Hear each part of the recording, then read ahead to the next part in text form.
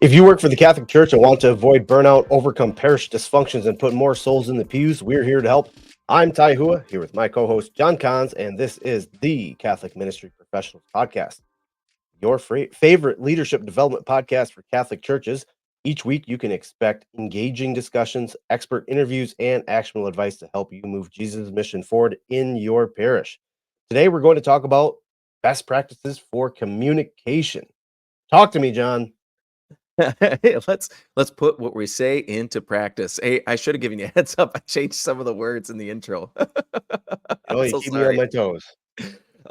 That's just a perfect example of what happens when we are not using best practices for communications. Well, Say, you did do me a solid by highlighting it. I just in my one track mind, it's just like doing what we always do. And anyways, yeah, well, we got to keep ourselves on our toes. Say this episode comes out because of a conversation I had with a Catholic ministry professional. Anna is a campus minister at the University of Southern Indiana, and she reached out to us, was curious about best practices for communications. And as we were chatting, I thought, you know what, this would be a good one. And I believe we've touched on some of this in the past, but it might be good to kind of refresh and have another episode discussing how do we as a parish implement some processes by which we can elevate our communications, but also to be able to kind of streamline those communications so they don't become an overwhelming part of our jobs. And I bet you could even cite a couple examples, Ty, if I throw it out there to you, just as somebody who works in sales, where communication is so important in marketing and sales. Like, how important is that for you to have your processes kind of streamlined, solidified, having your SOPs, your standard operating procedures in a line so that you can tackle that task without overwhelming your schedule? well, I think it's crucial, number one. But the reason it's crucial is if you don't have those in place, it's just gonna run your day. It's gonna rule your world, and you're not gonna get anything done. If you don't have a set process for how you respond to certain demographics of the people you work with throughout your work week, you are going to get so lost in the monotony of, well, how do I, what documents do I attach to, let's say, a parent reaching out to say, hey, I forgot to sign my kid up for um, religious education. What are the documents that I need? How do I do this? What are the next steps? If you don't have that process down pat where you can just press two or three buttons and get it out, you're going to spend 10 minutes trying to put it all together, to piecemeal it together, so to speak. So, yeah, 10 minutes probably one time isn't a big deal. But if you're doing that 5 or 6 times a day, every day, that's an hour you're eating up just sending those emails. Where if you had it set up to be able to effectively answer that question in 30 seconds, it's such a relief. And we talk about in other episodes where you're not just decluttering your desk, but you're decluttering your day and your mind. So super important. Absolutely. Yeah. So if you're one of those, and I think that's a perfect example because we all have that where the year starts and that's when you get all the emails about, hey, I didn't know this was happening or I can't find this. And you end up spending a lot of time just responding to people. So yeah, if you feel like you do spend all of your time or an inordinate amount of time sending out emails and reminder texts, and yet no one really knows what's going on in your parish or doesn't know what's going on, like this email is for you. So I want to break this down into basically three components to try and keep it simple for our listeners, to try and keep it actionable.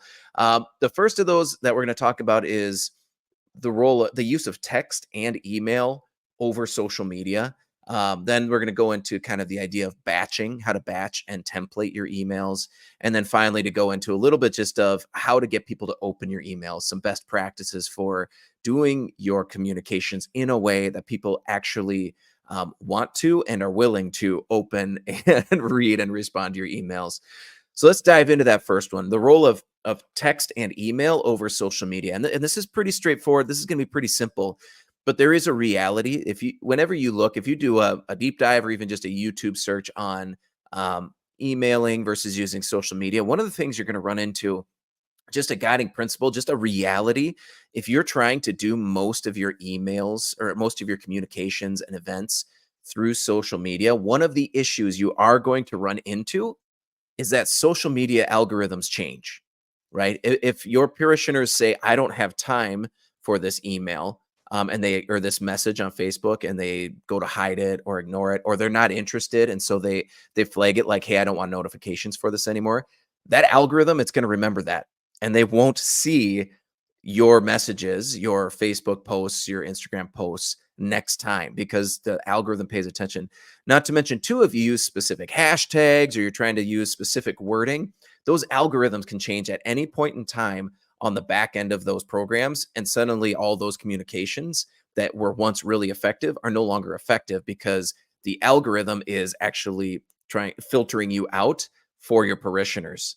Not to mention the confusion that can happen if you start going, oh, you know what? We need to have one account for every ministry in our parish. So now there's no one centralized place for people to get your communications. Plus, there's always a new app coming out. There's always a new social media platform coming out. So maybe you were on Facebook, but now you're thinking, well, now we need to be on Instagram. And then you realize, well, TikTok's a thing. We got to be on TikTok. And then you get into the weeds of, well, kids are really communicating on Snapchat. Should we be on Snapchat? And there's a whole host of issues you can get into there. So all of that said is to back up the fact that when you look at the studies that have been done recently, the companies that are on the forefront of communications, they will still say that the most effective way to reach people is through email and phone number, through email and text, because it cuts out all the algorithms. It cuts out all of that stuff and it gives you a direct line instead of hoping that they're going to open their Facebook app in time to see that you sent a message out, instead of hoping that they're going to open their parish app even and see that you sent a message out. Instead of hoping that, you're getting on the front lines and you're sending it directly to their pocket where their email and their phone live. And so it's just a simpler way. It's a more straight line way to get the information they need from you into their realm, into their sphere, into their optics, where they're going to see the thing you're actually sending out. Now, I will say there's a number of ways that you can do this, right? WhatsApp is one way. I mean, it's a centralized location if you want it. It allows you to send texts while also protecting your email or your phone number. I believe it becomes a simple way to do that. I personally love Flocknote, and a lot of times as we go through this episode, it's going to sound like a Flocknote advertisement, but that's only because I think it really does that very well because their entire program, even though you are lining things up through this particular company, Flocknote, it still is communicating directly to people's phones, directly to their email. And it's not free like WhatsApp. It's not free like just organizing it through your own email or maybe organizing it through your own texts. But it is more robust. So it's a simple fee. You can go there, search them out. But again, I think the importance of realizing that even though social media, like it's out there and we all feel like we need to be on it, it is not the most effective way to communicate. And I want to throw that out because the rest of this is really going to focus on lining up all these systems and processes through your email and through your phone as the chief means of communication to your parishioners. Any thoughts on that, Ty? No, not really. Okay, sounds good.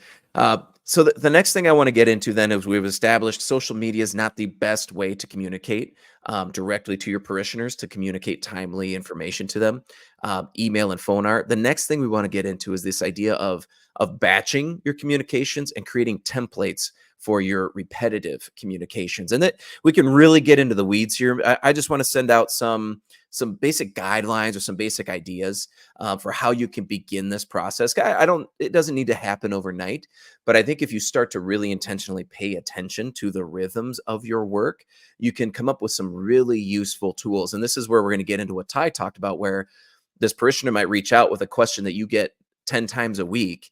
And if you have to recreate the email every time they do it, it's going to be a 10-minute process instead of creating a template for that email so that you can respond. So the first thing you want to do is really pay attention and maybe keep a list of the questions that people always send you.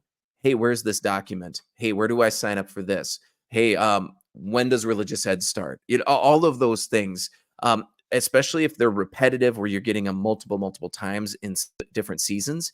Pay attention to those, write those questions down, and then write down your response to those questions. And you maybe have like one template.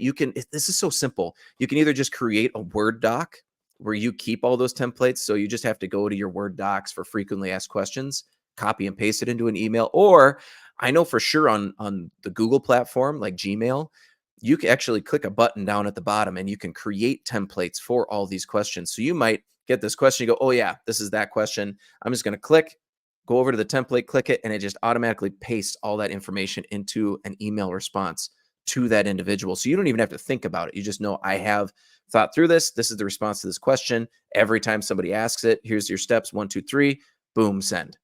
Right. And it's that simple. It's so simple. You're going to be so glad you did it. If you haven't done this before, please do that. Do it for all of your frequently asked questions. Right. And then the second thing is to really consider, like, who needs to know this information, right? To really think through who needs to know these communications. Because when you're talking about not just templates, but batching, you want to think about your events in terms of, like, every religious ed night. What communications do you send out every week for religious ed or for family formation, for the funeral committee, for whatever group it is? I want you to sit down and think about who are the people who always need to know these things, and how can I set up a template email that goes to those people?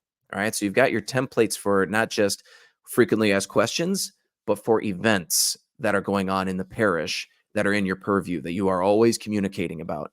And the reason you want to do this, because I want to set a goal for you, kind of a challenge for you, to see if for all of those weekly events, those monthly events, to see if you can create a list and a process for emailing those, so that you can take, instead of every week or every day having to send out last minute reminders, or just the reminders that were going to happen anyway, see if you can plan to take one day to batch schedule these emails. And I know that you can actually schedule emails from Gmail. I believe you can do it from Microsoft Office too.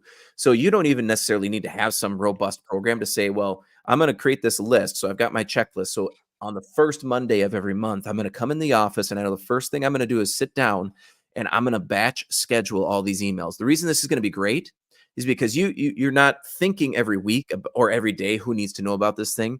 You're actually preparing ahead of time. You've already thought it through. So you don't even have to get yourself into the mode of, okay, I have to prepare for this event. Who do I need to contact?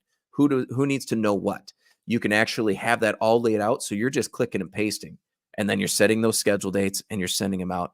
And because you've thought it out, because you've already planned it out, because you've already scheduled it, this is a good thing, because it's going to create a rhythm for each ministry or each type of event. This is a good thing because you're establishing these standard operating procedures, these SOPs for each event. And what you're essentially doing is you're making the maintenance of your ministry predictable, which is necessary if you want to make time and space for the more important missional elements of your work.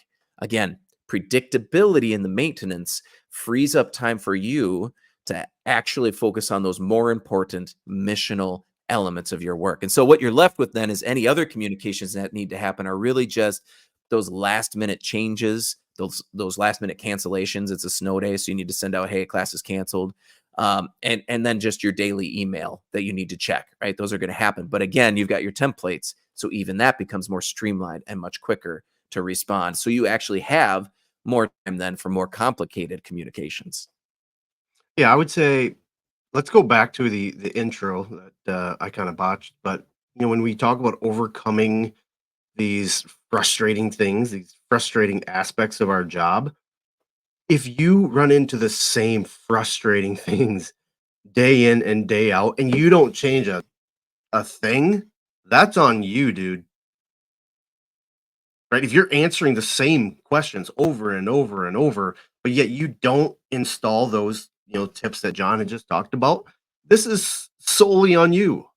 So if you're getting the same 10 answers or questions that you got to answer every day, or at least at the beginning of religious education season, and you didn't do anything, this is your fault.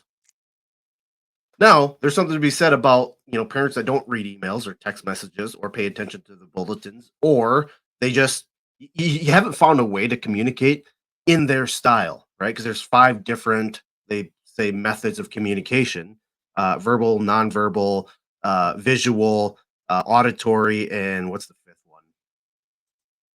one? Written, right? So if you're not communicating to them in a way that they're actually receiving the information, are you really communicating, or are you just hitting them upside the head with an email, a social media post, or a phone call? So we have to be really good at saying, okay, I am tired of being annoyed and frustrated answering these questions. How can I avoid it?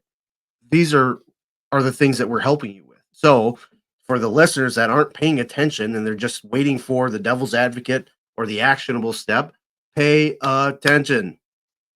This is why you're frustrated. You need to install those steps that really avoid that type of frustration that you're dragging into other areas of your day job.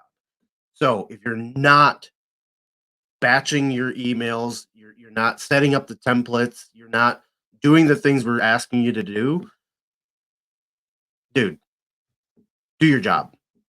Yeah, there was I was listening to a podcast with it's like on the Chris Stefanik show, and they had a priest on who's a Benedictine monk. And this monk was talking about there's really two chief sins that Benedict was concerned about for those living in community. And and if we're working in community, we have to be honest, we are living in a sense in community together, right? If we're working on a team, we are in community with one another. And so two of those biggest sins that Benedict was concerned about were, one, acedia, which is just laziness, right? It's I've got 20 minutes. I'm just going to take a break and flip open my phone, right? That's acedia, right? That's just laziness towards your job. The other one was grumbling, complaining, because your grumbling, if all you're doing is complaining, becomes a cross for your brothers to pick up. Now, yes, they can become more holy by picking up that cross, but you are causing that. And so don't complain about things. Fix them. Don't complain about them. Fix them. And when you do that, one, you will be leading in a much more effective way. You'll be adding value to yourself as an employee, as a member of the community. And two, you're going to be eliminating those frustrations so you can focus on bigger picture things. So absolutely. Amen. Amen. Do the things. All right. Mm, That third thing that I want to that I think we should talk about today is how to get your emails open. So we've talked a little bit about that importance of text message and email. If you're looking at best communications, best practices, text and email are way more important than social media. The second one is that the value of batching your emails and creating templates for your normal most frequent question, your normal communications. And then finally, how do you get your emails open, right? Because you can create templates, but even if you create a template, it doesn't mean that it's in a way that people are going to want to open it, right? So there's some best practices for getting emails open. Ty, I'm going to lean into your experience later for anything that I maybe missed that's really obvious, because this is kind of bread and butter of sales and marketing, I would imagine. mm, But I want to break it into two pieces as far as our Catholic ministry professionals are concerned, which is that as much as possible, you need to send communications only to the people that are going to be interested in that content. Don't send an email to somebody who doesn't care about the thing you're writing about as much as possible, right? If you want people to read your emails, you need to make sure that they understand that when they open that email, that they are going to be receiving information that matters to them. And you can only prove this over time. And if you've been using comprehensive email blasts, like this is all of the information for everything this week, and you're sending it to everybody multiple times a week, it is going to be hard to turn the ship there and get them to understand and believe that, no, what I'm sending out to you is only the important information, right? Yeah, you can still do a newsletter, like a monthly blast. You can still do a bulletin, but just clearly designate that this is the newsletter. This is all of the things for all of the parish, so that people can intentionally ignore that one the way they always have been, but they'll still pay attention to the important emails that you send out. So if you're doing that, even you want to communicate that you're changing things. Hey, we're trying to be more intentional. We want to respect you. So we are sending out more specific information. And this is it's simple. It's just you're segmenting your groups. And you can do this through your email, even by creating specific groups. Like, this is my faith formation group.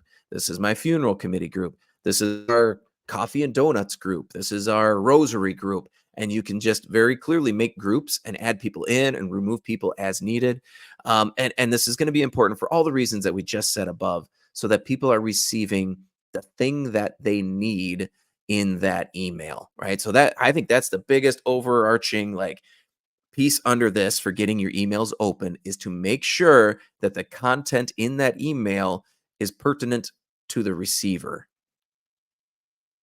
And then finally, I want to just lay out this as the keep it simple method, right? I had a math teacher. He called this the KISS method, and he said, "Keep it simple, stupid. Like, don't don't add in all the fluff."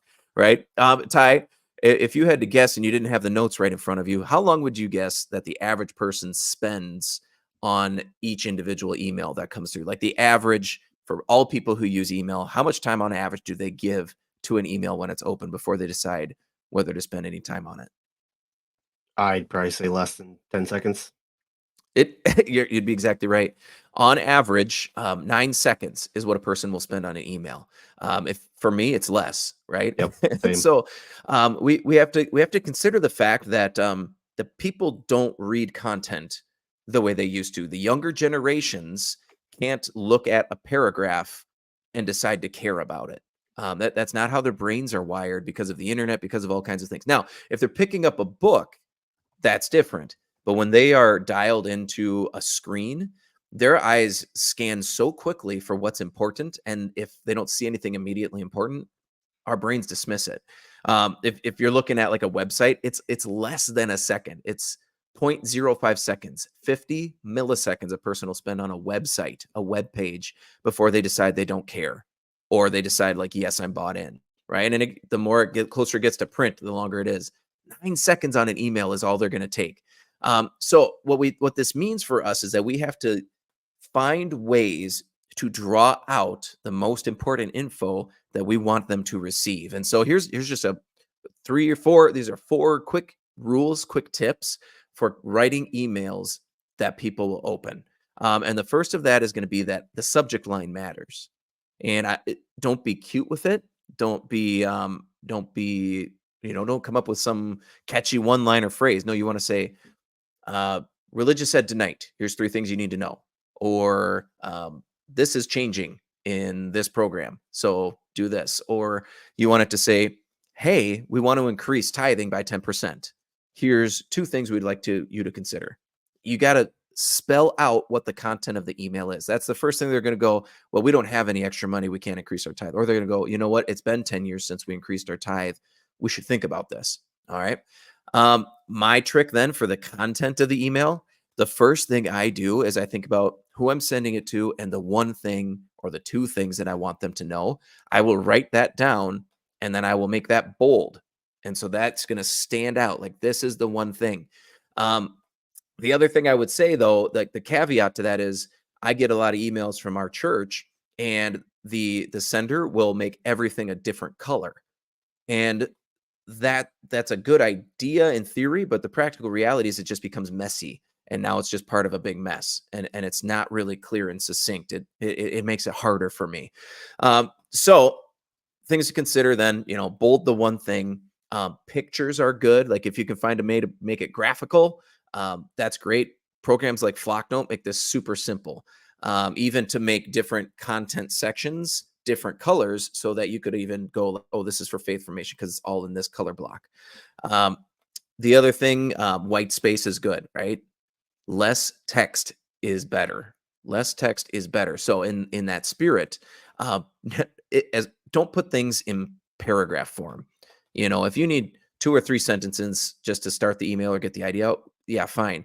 But if you want people to know 5 things, don't write 5 paragraphs. Give them bullet points. This is the thing I need you to know, and put those 5 bullet points in there. So again, these are just some overarching thoughts. Ty, is there anything else from your experience that you would say, like, here's another thing to think about? Yeah, you got to keep in mind of what you want that email to produce. If you want them to take action, if you want them to be in the know about certain things, keep that in mind. When you were mentioning the different colored fonts, that reminded me of, when you highlight stuff in a book, you're like, "Oh, this is really good stuff." And then the idea is that you're gonna go back and you're gonna reread what you highlighted. But if you highlight everything, I've got a book for you that, it's Gap Selling, and I told you I'd written a bunch of notes in it. I highlighted.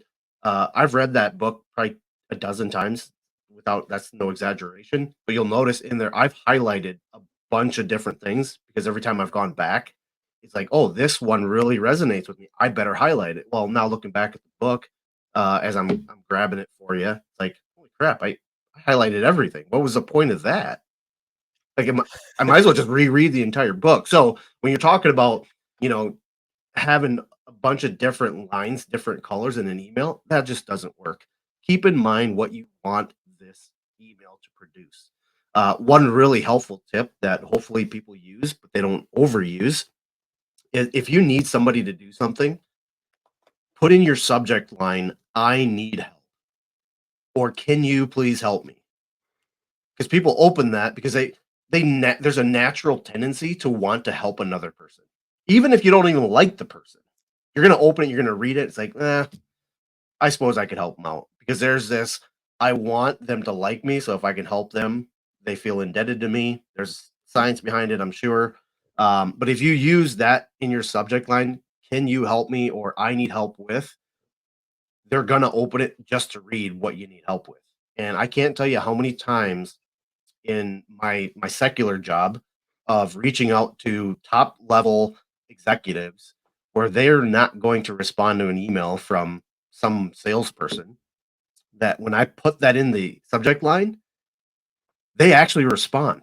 Even if they can't help me, they say, you know what, hey, this is outside of my purview. Hey, this is not part of my um, you know, day job, whatever. They don't actually say that, but hey, I want to introduce you to somebody, and they CC somebody on the email, and now I'm gaining at least more traction than I had before. So that's one cool tip. The second tip is there is actually a website. Actually, John, I don't know if you remember sending over a podcast. I forget which one it is, but it's called subjectline.com. They talk about it on the podcast, but you can test out your subject lines and they give you a score, right? So I just put in the subject line of, you're invited to the fall dinner at the parish. John, you're gonna love that. And it actually gave me a score of 92 out of 100. And where it docked me was I didn't capitalize anything. My first letter wasn't capitalized, and I lacked subtle urgency. So it gives you a score, but then more importantly, at the bottom, it'll give you some um, other subject matter that you could put in there. So instead of just saying, "Hey, you're invited to the fall dinner at the parish," it's like, "Hey, if you want to sound more fun, use this one. If you want to create more urgency, use this. If you want to be more suspenseful, use this." So subjectline.com, they're not sponsoring this at all, but I just thought it was really cool that you could kind of beta some different subject lines that will hopefully get your emails open at a higher rate. Now there's obviously differences of, like, I'm emailing my team member versus I'm emailing the parish as a whole, or I'm emailing out this list of maybe prospective parish members that have frequented our parish, like gone to a mass, came to an event or whatever, but they aren't yet members, registered members. So depending on who you're talking to, you could use the subjectline.com, or hey, I need help. So, John, if you see that, please don't direct my email to spam. Will do. Will do. Thank you for that, Ty. And I think with that, we can probably move on to the devil's advocate. Dun dun.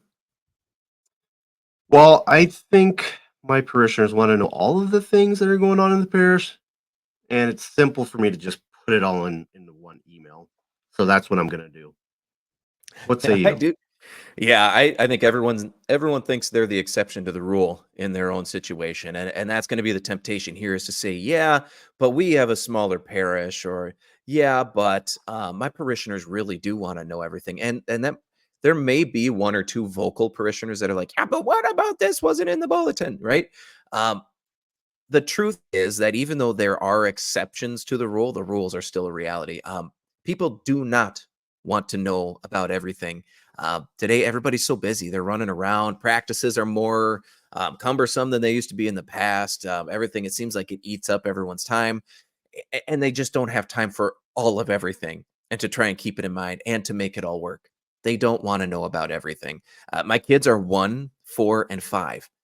I do not care what's going on in youth ministry. I don't. It's not pertinent to my life. To know when things are happening isn't even in my realm for the next 7, 8 years. Nobody can really do that math, but uh, it's just not that. You have 9 seconds. Okay, people don't want to know everything. You have 9 seconds to let me know what I need to know in order to be participating in this ministry or to win me over to this idea or this new thing that's coming up. So make it count. Make it count. Use these ideas, the wealth of information that comes from Ty's background for him to say, yeah, as far as sales and marketing, getting a message out there, getting buy-in from people. Ty has so much experience, and he's like, yes, do these things. Uh, that's important for you to take in. You have 9 seconds. Win the people over. Use best practices so you can capitalize on those 9 seconds, that little window that you are sending out. And then finally, Ty touched on this earlier. Your ministry is there to serve people. You have to communicate to them in the way that they are willing to receive. This is even on a broader sense. As a sacramental church, we talk about all the time how grace is given in accordance with the mode of the receiver, right? You can only receive as much grace as you are able to receive, right? So if your heart is not pliable, right, then you can only receive so much. If someone is not interested in what you have to say, they're only going to be able to receive so much from you. So it is in your best interests to serve them well, to think about where they are and the things that you can remove, the barriers you can remove for parishioners to be open to encountering the living God in a greater way. So if people aren't reading your communications, it's because they're not interested. And so you are making more work for yourself by continuing to make them uninteresting. And then that's when you say, well, they're not coming. Maybe we need to be on Facebook, or maybe we need to create a new Facebook page for this ministry, or maybe we need to get on Instagram or on TikTok and communicate these things. And that's not the case. You don't need to create more busy work for yourself. You need to find ways to make your communications work for you. Preach. And of course, we never want to leave you without something that you can take action on starting today. And so, for some actionable steps today, the first thing I really want you to do is think about those rhythmic, cyclical texts and emails that you send every week or every month, and sit down and think about, okay, what's the information that always goes into these? And when you've kind of got a list of the types of emails, the messages, not just to your parishioners, but to the people behind the scenes. If you have to email the liturgy director every week to make sure the space is open and nobody's practicing, like schedule out that email so it's just going to go out and it happens automatically. If you have got a bunch of volunteers that you always have to remember, but they're always changing each week, use something like Sign Up Genius to create that schedule of these are all the events, have them sign up, and then something like Sign Up Genius will do the reminding for you. So you didn't have to think about it. They're opting into it. They're receiving the email back in a timely fashion of, hey, you signed up to bring bars in for youth ministry on Sunday at 7 p.m. And they're going to get that reminder 1 week before or 2 days before, honestly, the day of, whatever it is. Find ways to make those messages predictable so that you can schedule them out and you can even take that thinking off of your plate. So yeah, sit down, think about the cyclical communications, and then find ways to schedule those out. Also, writing down these are the 3 things that go in every message so that you can just copy and paste it, schedule it, and be done with it for the month. All right. Thank you for listening to the Catholic Ministry Professionals podcast. Friends, we really want to see the culture of our country being led by the Catholic Church in our lifetime. And this will happen when we bring a better culture of work to the church. So if you've been in Catholic ministry for a few years and you feel like your ministry efforts are being frustrated, I want you to send an email to catholicminpros@gmail.com. We would love to talk with you about how a parish event or a team training can help you to transform your parish through your work. Finally, don't forget to text this episode to a priest or a friend in ministry that can benefit from it. And with that, we'll see you in the vineyard.